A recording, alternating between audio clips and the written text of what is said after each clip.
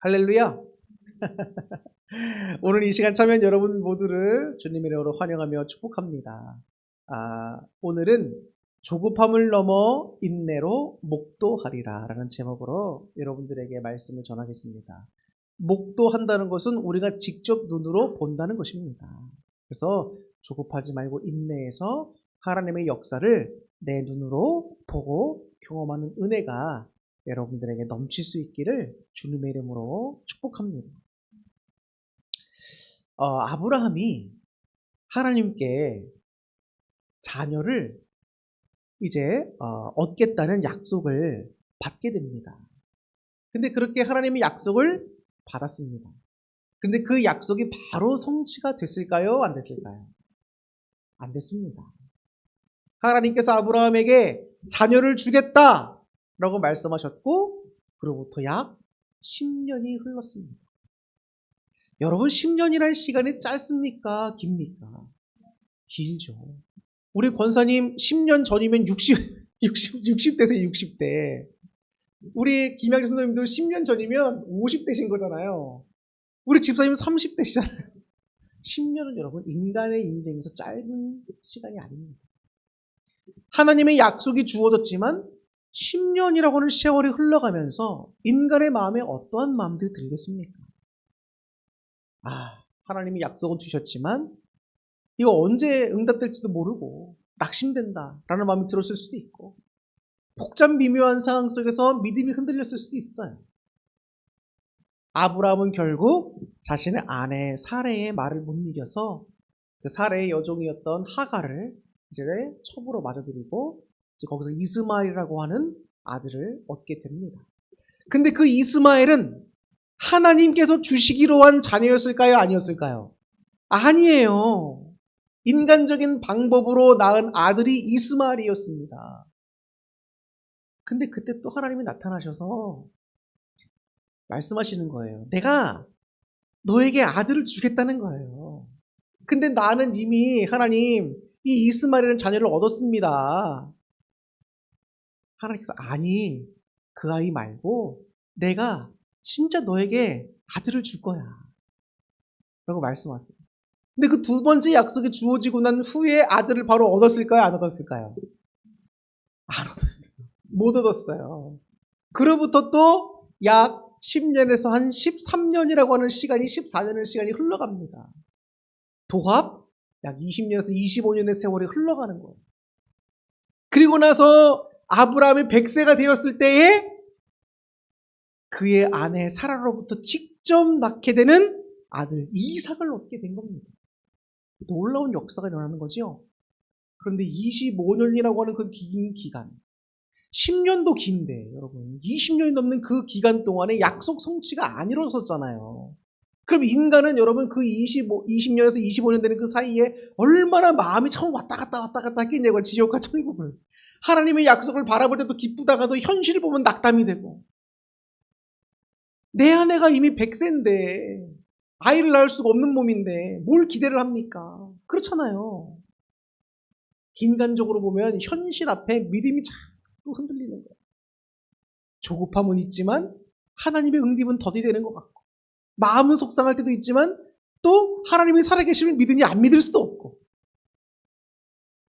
얼마나 많은 갈등과 인간의 고뇌가 있었겠습니까? 신앙인으로서. 근데 결국 하나님은 하나님의 때에 놀랍게 역사하시며 영광 받으시잖아요. 그리고 그 이삭의 줄기에서 하나님의 구원 역사를 쭉 이어나가는 것을 볼 수 있게 됩니다.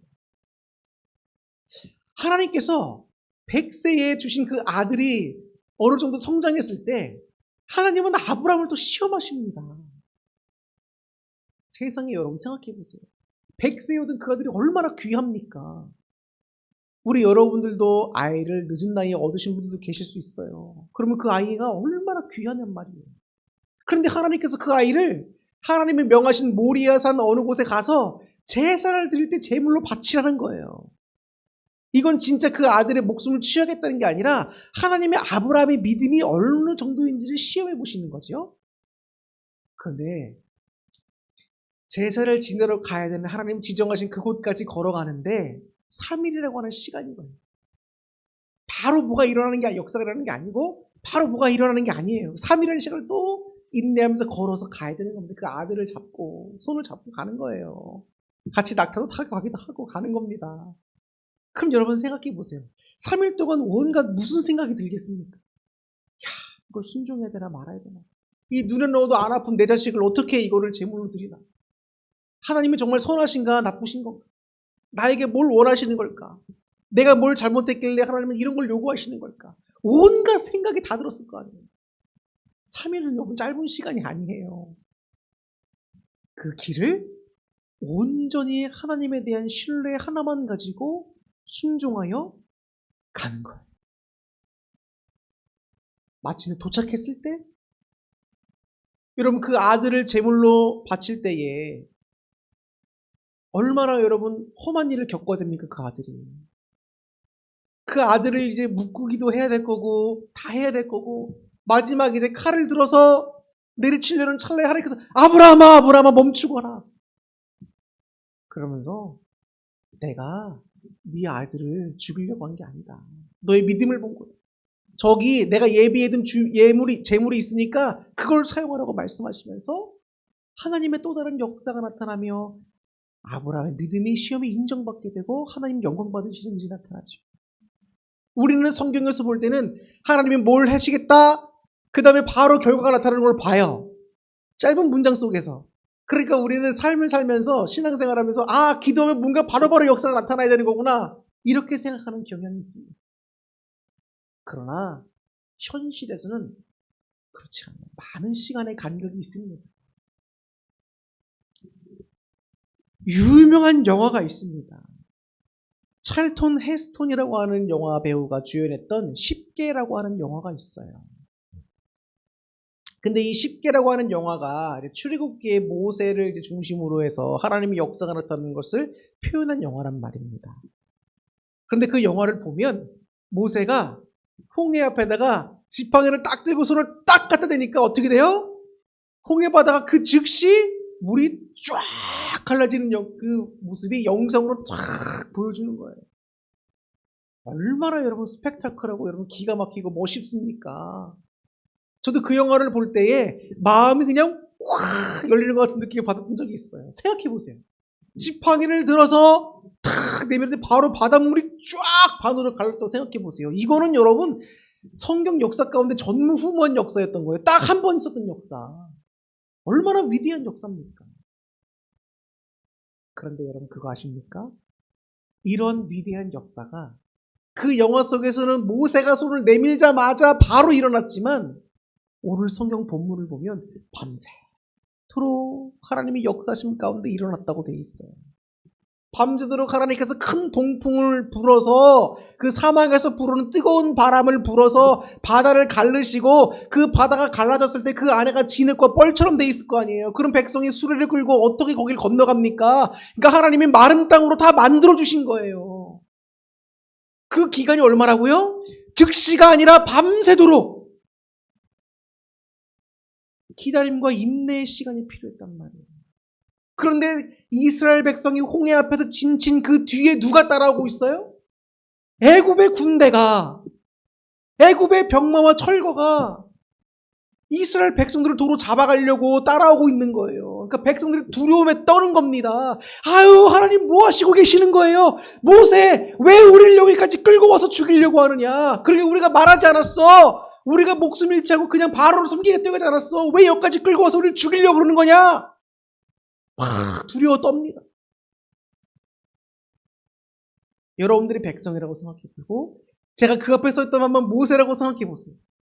그럼 인간적으로 모세였던 목사였던 저는 어떻게 해야 될까요? 바로에게 항복의 문서를 보내서 우린 잘 좀 봐주세요. 이렇게 액션을 취해야 됩니다. 아니면 리더로서 뭔가 백성이 살 수 있도록 현실적인 방법을 간구하던가. 그래야 되는 거잖아요. 근데 모세가 이야기합니다. 너희는 가만히 서서 하나님이 오늘 너희를 구원하시는 것을 한번 경험해 보라는 거예요. 근데 그 역사가 바로 일어나면 얼마나 좋겠냐고요. 목사가 체면이 서지. 백성들이 하나님의 역사를 보면서 우와 하지. 근데 밤새도록 했어요. 밤새도록. 하나님이 역사하고 움직이시기 시작하는데 백성들 앞서가던 구름기둥과 불기둥이 있어요. 하나님께서 미리 천사를 보내서 구름기둥과 불기둥으로 역사하시며 백성들을 이끌어 가시는 거죠. 그런데 천사가 하나님의 명령에 따라 이스라엘 백성들을 지내 뒤로 갑니다. 그 뒤에는 누가 있다 그랬죠? 애굽의 군대가 있잖아요. 애굽 군대에 하나님께서 구름으로 말미암아 흑암을 탁 내리시는 거예요. 이 흑암이라고 하는 단어는 애굽에서 내렸던 10가지 재앙 중에 마지막 9번째 재앙에 해당되는 내용입니다. 흑암. 이 흑암은 여러분 아무것도 볼 수 없는 완전한 캄캄한 흑암을 말해요. 그러니까 지척에 가까운 거리에 있으면서도 애굽의 그 군대들이 이스라엘 백성들 앞으로 못 오는 거예요. 못 찾는 겁니다. 길을 못 찾는 거예요. 완전 껌껌하니까. 이게 인간적으로 있을 수 있는 일인가요? 아니죠. 그러한 하나님의 역사를 백성들은 아는지 모르는지 두려움에 떨고 있습니다. 그런데 불기둥이 이스라엘 백성들에겐 있어서 밤인데도 환한 거예요. 우리는 그럴 수 있습니다. 불기둥과 구름기둥이 이미 앞서가면서 인도하고 있는데 그걸 보는 것만으로도 하나님이 우리와 함께 계시는 걸 알 수 있는데 이스라엘 백성들의 마음이 이들의 신앙이 아직 옅다 보니까 하나님께 온전히 믿지 못하고 모세를 향하여 불평불만하고 원망하고 두려움에만 떨고 있는 거예요. 그런 상황 가운데 모세가 손을 내민 것도 밤새도록 하나님이 그 마른 뜨거운 동풍을 불어서 바닷물을 갈리고 땅을 말리게 해서 밤새도록입니다.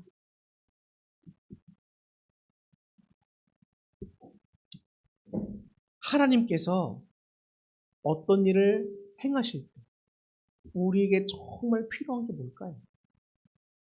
오히려 하나님의 역사를 바라보면서 조급해하지 않는 모습들이 있어야 돼요.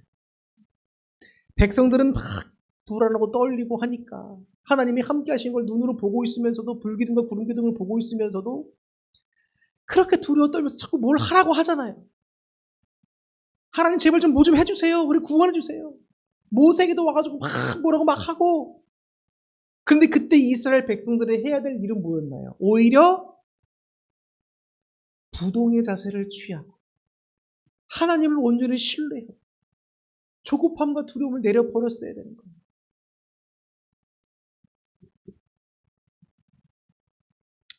무언가를 해야지만 우리는 살아있다고 느낍니다. 아무것도 하지 않으면 도태되고 때로는 죽을 수도 있겠다라고 하는 생각이 들 때도 있어요. 그런데 이것이 꼭 다 옳은 것만은 아닙니다. 열심히 사는 건 맞아요. 그런데 하나님의 역사 앞에서 하나님의 약속 앞에서 우리 인간이 취할 수 있는 건 불평하는 것도 아니고 내가 조급해서 막 뭘 서둘러서 뭘 해야 되는 것도 아니고 하나님의 신실한 약속을 믿으며 그 약속이 이루어질 때까지 끝까지 믿음을 지켜야 되는 거예요. 그 일을 우리가 해야지 하나님의 역사가 더뎌지네. 내가 뭘 더 열심히 해야 되나? 뭘 더 충성스럽게 뭘 더 해야 되나? 여러분 너무 고민하면 두려워할 것도 없습니다. 하나님의 때에 하나님이 역사해 주시는 거예요. 우리에게 요구되는 건 뭐라고요? 조급함을 넘어선 인내가 필요하다는 겁니다.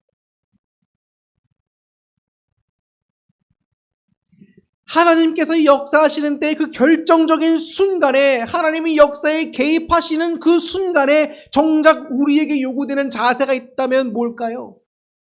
오히려 하나님을 신뢰하며 인내를 드리는 것밖에 없다는 거예요.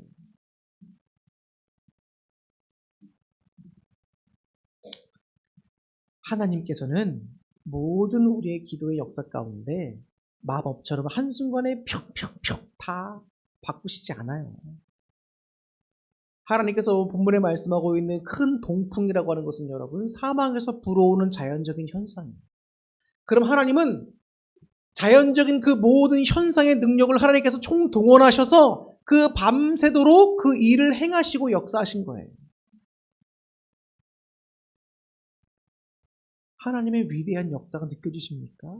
자연의 이 모든 운행과 순리를 주관하시고 만드신 창조주, 그러니까 하나님이심을 여러분 이제 믿겨지십니까? 얼마나 감사한 내용입니까? 그런데 여러분, 여기서 너희가 가만히 서서 하나님이 너희를 구원하시는 것을 보라고 모세가 말했는데, 가만히 서서라고 하는 말을 우리가 잘 생각해봐요. 가만히 서서. 가만히 서서는 정말 아무것도 안 하고 딱 이제트로 서 있는 걸 말하는 걸까요? 아닙니다. 외부의 압력에 굴하지 않고 제 자리를 꼿꼿이 지키는 버팀이 바로 이 가만히 서서라는 뜻이에요. 원어의 의미입니다. 어떠한 역경과 환란이 다가오고 어떠한 외부의 압력이 다가와도 굴하지 않고 믿음의 자리를 꼿꼿하게 지키는 게 가만히 서서라는 의미란 얘기예요. 우리는 가만히 서서 하나님의 역사를 기대하고 있습니까, 여러분? 하나님의 말씀을 믿고 있습니까, 여러분?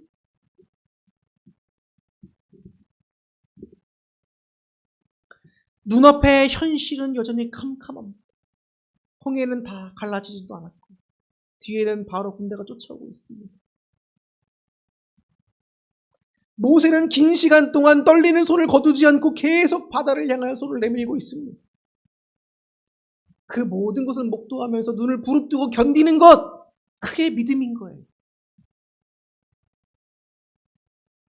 우리가 머릿속에 한번 상상해 보세요. 그 밤, 그 등 뒤로 쏟아지던 원망과 공포의 소리들. 만약에 그 자리에 있었다면 우리는 뭐라고 어떻게 대답하며 행동했겠습니까? 뭐라도 좀 해봅시다, 여러분. 바다를 향해서 돌멩이를 던져보거나 양동이를 갖다 바닷물에 같이 좀 퍼보자고 하거나 하나님의 역사가 더디니까 우리가 좀 뭘 좀 같이 해봅시다라고 하거나 뭐라도 했었을 거 아닙니까? 그런데 인간의 모든 소란이 잠잠해지고 오직 하나님의 숨겨진 바람 소리만 들리며 역사가 일어날 때 비로소 길은 열리기 시작한 거예요. 우리가 신앙생활을 하면서 망치는 대부분의 일들은 우리의 믿음이 부족해서가 아닙니다. 기다림이 부족해서인 거예요. 하나님이 일하실 시간을 조급한 우리의 손길이 가로채 버리니까 믿음의 역사가 안 일어나고 더디 일어나는 거예요. 조급함은 여러분 신앙에 굉장한 방해가 됩니다.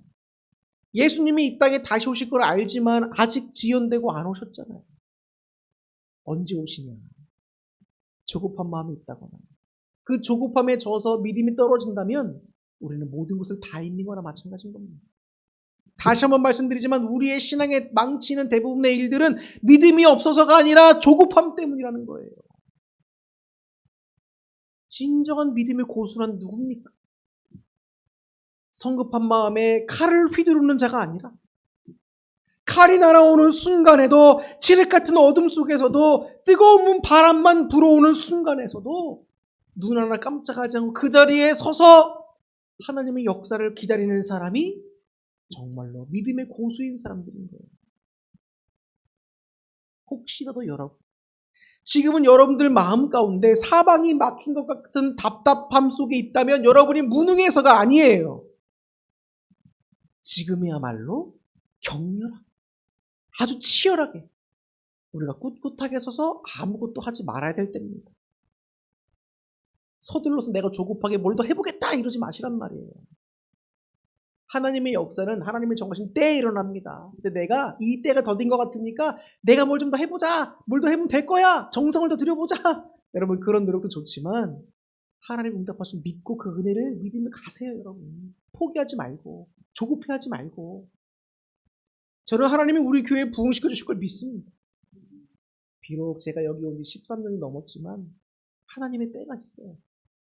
그 때에 하나님이 놀랍게 역사하신 걸 여러분들은 목도하시게 될 겁니다. 그때까지 우리는 뭐 해야 될까요? 가만히 굳건히 서 있어서 하나님이 역사하신 바람에 믿음을 드리며 기도하고 인내하는 거예요. 조급해하지 마시고. 여러분의 인생 가운데 여러분 하나님 왜 이렇게 더디 역사하신 것 같습니까? 원망하지 마세요. 아브라함처럼 믿음을 드리고 모세와 같이 믿음을 드리고 우리에게 주어진 모든 그 시련과 험난한 세월도 꿋꿋하게 내가 믿음으로 견뎌내어 하나님의 약속을 성취하리라, 성취받으리라. 믿음으로 정말 나가세요, 여러분. 그게 진정 멋있는 사람 아닙니까? 제가 요즘 깨닫게 되는 게 있습니다. 목사님들 설교하시는 내용들을 들어보면 정말 주옥 같아요. 말씀들을 너무 잘하십니다.